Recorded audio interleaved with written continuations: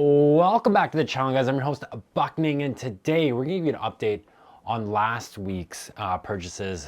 It's just been a busy month. Really no excuses, just a lot of things going on, getting things squared away, beginning of the second quarter.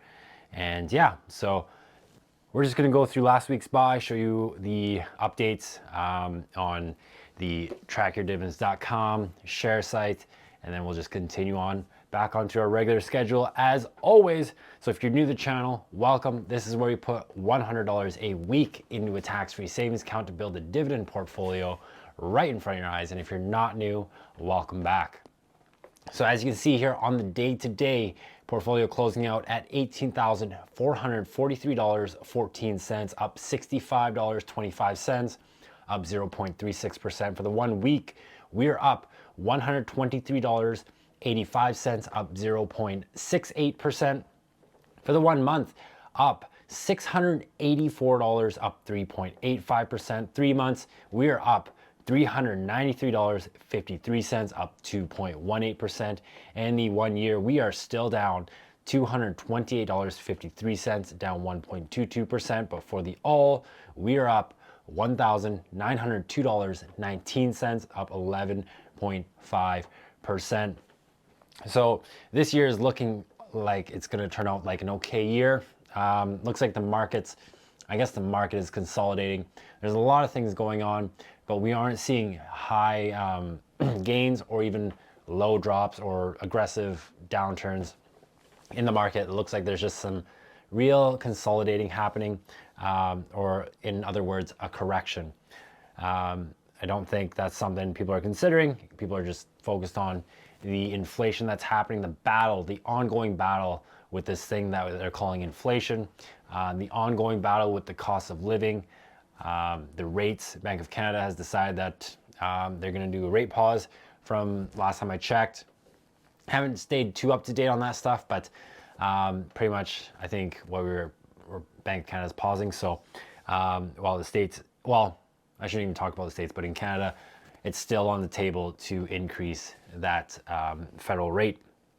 So in the cash count, we have $41.10, $100 that's not available but will be traded on Friday. And then you'll see that in the next week's video.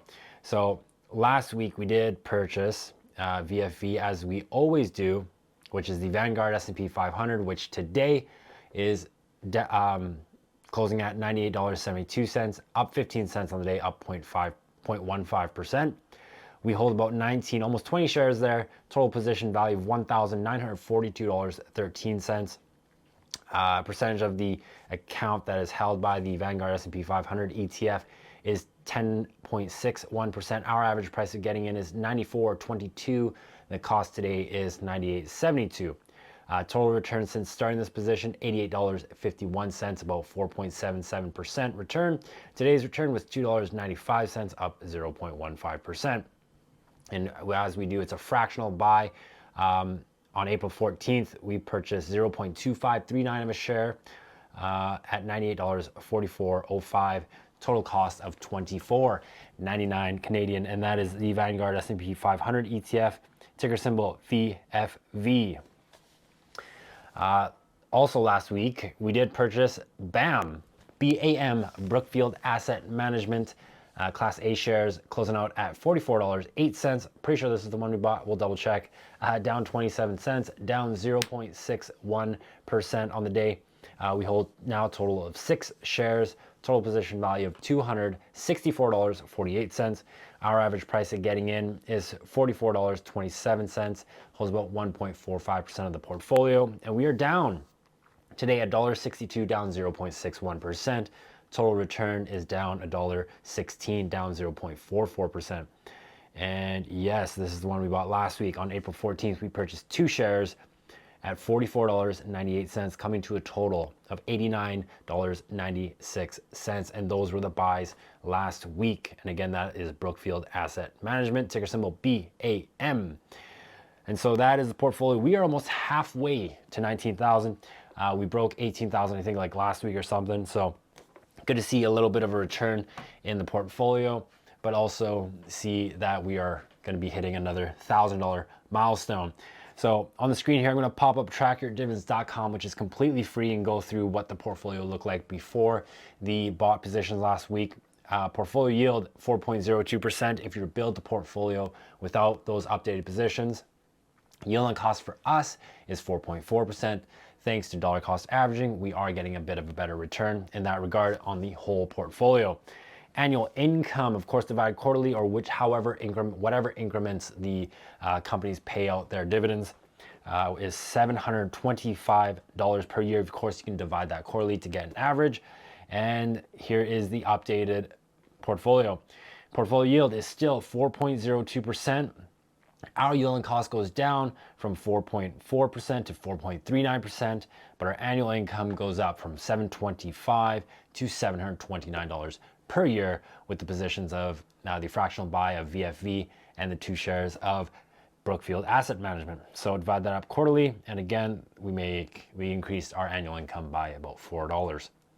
And so that's trackyourdividends.com, completely free to use if you wish. I do think they have a paid version, so look into that. I don't have it, so can't really say anything about it. Next site is ShareSite, is one that I actually pay for. They just recently announced that you can have 30 total holdings for the entry-level subscription, which I really like because they do offer benchmarking. They do offer tracking your dividends. I think they have like some tax stuff that can be useful, calculating capital gains and whatnot. So tax-free savings account, of course. Capital gains last week when he updated it there was $656.72, up 3.74%. Dividends coming in at $217.95, up 1.24%. Currency gain, because we do hold a couple American stocks in this portfolio, down $46.87 in the currency exchange, so a little bit of Forex in this portfolio, down 0.27%.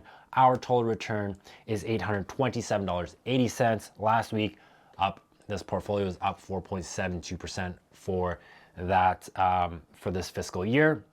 And when you benchmark that towards the S&P 500, we are underperforming, but that's okay. That's okay. You know, I'm not too concerned about that. For those that are looking for maximum returns, typically, and this is not financial advice, typically the indexes or indices that follow the major indices do have the best market return, as we've learned from the great Warren Buffett. So that is pretty much it for the video, guys. Sorry for my inconsistency in this month. It's just been a hectic month. No excuses, but that was an excuse. So don't forget to leave a like and subscribe, and we'll definitely see you guys in the next one.